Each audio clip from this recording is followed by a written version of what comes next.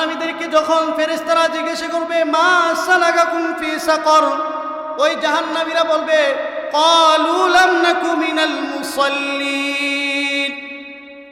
ওই জাহান্নামীরা বলবে আমরা দুনিয়াতে মুসল্লি ছিলাম না। আপনার ছেলে মেয়েদেরকে আপনি ধন সম্পদ টাকা পয়সা সব দিয়ে গেলেন, কিন্তু ইসলামের যে শিক্ষা আছে, দ্বীনি শিক্ষা আছে, সেই দ্বীনি শিক্ষা যদি না দিয়ে যান তাহলে আপনার এই অর্থ সম্পদ টাকা পয়সা আপনার জন্য কোনো উপকারে আসবে না।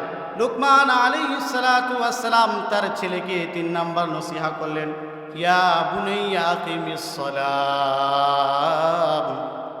লুকমান আলাইহিস সালাতু ওয়াস সালাম তার ছেলেকে বললেন, তোমার প্রতি আমার নসিহা হলো, তোমার প্রতি আমার উপদেশ হলো, তুমি সর্বদা সালাত আদায় করবা, সালাত কায়েম করবা। কি করবা?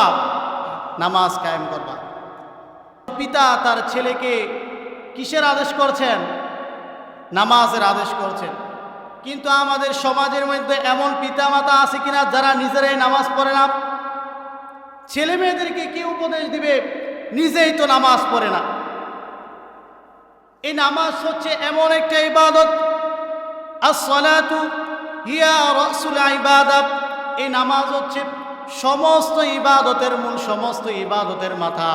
আপনি আব্দুর রহিম না আব্দুল করিম, মৃত্যুর পরে আপনাকে যদি তোলা হয়, যদি আপনার গর্দান না থাকে আপনাকে কেউই চিনবে না। এই নামাজ হচ্ছে প্রত্যেকটা ইবাদতের মূল, প্রত্যেকটা ইবাদতের মাথা। আপনার যদি নামাজ না থাকে আপনার যাকাত রোজা দিয়ে কোনো লাভে আসবে না, কারণ আপনার যে গুরুত্বপূর্ণ জিনিস নামাজ, আপনার ইবাদতের যে মূল ভিত্তি মাথা এটাই নাই। সব ইবাদত দুনিয়ার মধ্যে আল্লাহ তাআলা দিয়েছেন। এই যাকাতের বিধান দুনিয়ার মধ্যে দিয়েছেন, হজের বিধান দুনিয়ার মধ্যে দিয়েছেন, কিন্তু এই নামাজের বিধান আল্লাহ তাআলা দুনিয়ার মধ্যে দেয়নি। আল্লাহ তাআলা রাসূল সাল্লাল্লাহু আলাইহি ওয়াসাল্লামকে মিরাজ গমন করালেন, আল্লাহর কাছে নিয়ে গেলেন। আল্লাহর কাছে নিয়ে যাওয়ার পরে আল্লাহ তাআলা তাকে এই নামাজটা উপহার দিলেন আরশে আজিমের মধ্যে। কোথায়? তাহলে বোঝা গেল কি নামাজের গুরুত্ব বেশি না কম? বেশি। এই নামাজ হচ্ছে সকল ইবাদতের মূল। জান্নাতের চাবি হচ্ছে নামাজ। জান্নাতের চাবি কি? নামাজ। এই চাবির মধ্যে আমরা দেখতে পাই দাঁত থাকে কিনা? এই দাঁতগুলো হচ্ছে বাকি অন্যান্য যে ইবাদতগুলো আছে, হজ, তারপর হচ্ছে যাকাত, রমজানের সিয়াম পালন করা, সেগুলো শুধু চাবি হইলে তো হবে না। চাবির যে দাঁত আছে, কুড়া আছে, এগুলো থাকতে হবে কিনা? সেগুলো হচ্ছে এই যে নামাজের সাথে বাকিগুলা। কিন্তু আপনার যদি চাবিটাই না থাকে, আপনি কুড়া কোন জায়গার মধ্যে লাগাবেন? চাবি না থাকলে চাবির দাঁত থাকবে। এজন্যই লুকমান আলাইহিস সালাতু ওয়াস সালামের 4 নাম্বার নসিহা হচ্ছে ইয়া বুনাইয়া আকিমিস সালাত। হে আমার সন্তান, দুনিয়ায় থাকা অবস্থায় সর্বপ্রথম তোমার ইবাদত হচ্ছে নামাজ। সর্বপ্রথম ইবাদত কি?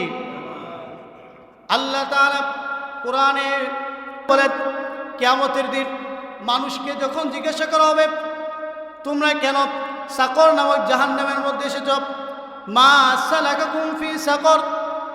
জাহান্নামীদেরকে যখন ফেরেশতারা জিজ্ঞাসা করবে মা সালাকাকুম ফি সাকর, ওই জাহান্নামীরা বলবে ক্বালু লাম নাকু মিনাল মুসাল্লিন। ওই জাহান্নামীরা বলবে আমরা দুনিয়াতে মুসল্লি ছিলাম না। কাফের কোনো মুশরিক কোনো বেঈমান কি বলবে মুসল্লি ছিলাম না? তাদের তো কোনো ঈমানই নাই। তাহলে বোঝা গেল কি মুমিন মুসলমানদের মধ্য থেকে যারা নামাজ পড়ে না, ওই তাদেরকে সাকর নামক জাহান্নামের মধ্যে দেওয়া হবে। এজন্য আমরা যারা পিতা মাতা আছি, দাদা আছি, আমাদের প্রত্যেকের কর্তব্য হচ্ছে নিজে নামাজ আদায় করার পাশাপাশি আমাদের যে ছেলে সন্তান আছে তাদেরকেও নামাজের প্রতি তাগিদ দেওয়া। রাসূল সাল্লাল্লাহু আলাইহি ওয়াসাল্লাম হাদিসের মধ্যে বলেন, যখন তোমাদের ছেলে সন্তানগুলোর বয়স 7 বছর হয়ে যায় তাদেরকে নামাজের দিকে ডেকাও। আর যখন তাদের বয়স 10 বছর পূর্ণ হয়ে যায় তখন তারা যদি নামাজ আদায় না করে তাহলে তাদেরকে মৃদু আঘাত করো। তাহলে বোঝা গেল কি ছোট্ট থাকতেই আমাদেরকে বাচ্চাদেরকে নামাজের শিক্ষায় তাদেরকে শিক্ষিত করতে হবে।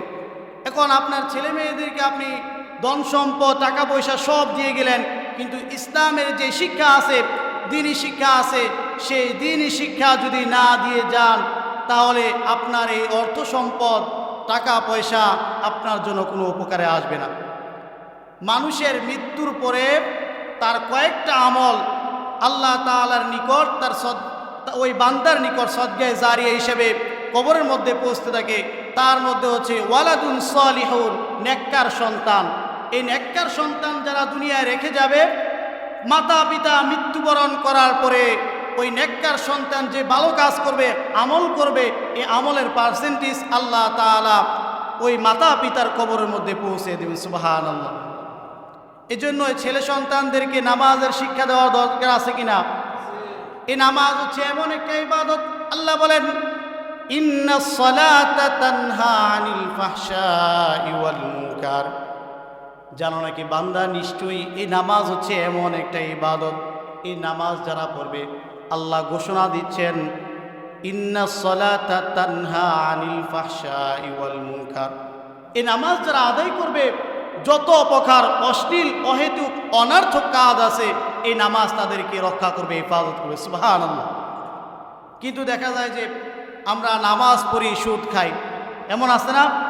নামাজ পড়ি ঘুষ খাই, নামাজ পড়ি মিথ্যা কথা বলি, নামাজ পড়ি জিনা করি, নামাজ পড়ি ব্যভিচার করি, নামাজ পড়ি মাতা পিতাকে কষ্ট দেই। তাহলে বোঝা গেল আমরা যে নামাজ পড়ি, আল্লাহ যে বলছেন নামাজ যারা আদায় করবে তারা কোনো গুনাহের কাজ করবে না, সকল অশ্লীল কাজ নামাজ তাদেরকে বিরত রাখবে। তাহলে আমরা যে নামাজ পড়ার পরে সুদ খাই, জিনা করি, গুনাহের কাজ করি, তাহলে বোঝা যায় আমাদের নামাজ সঠিক হচ্ছে না। রাসূল সাল্লাল্লাহু আলাইহি ওয়াসাল্লামের যে তরিকা আছে সেই তরিকা অনুযায়ী আমাদের নামাজটা হচ্ছে না। এজন্যই নামাজ পড়ার পরে আমরা মিথ্যা ছাড়তে পারি না, নামাজ পড়ার পরেও আমরা সুদ ছাড়তে পারি না, নামাজ পড়ার পরেও আমরা ব্যভিচার ছাড়তে পারি না। তাহলে এই নামাজের গুরুত্ব আছে কি না? এজন্য আমাদের ছেলে সন্তানদেরকে আমরা নিজেরা নামাজ পড়ার পাশাপাশি তাদেরকেও এই নামাজের শিক্ষা ছোট কাল থেকেই তাদেরকে দিতে হবে।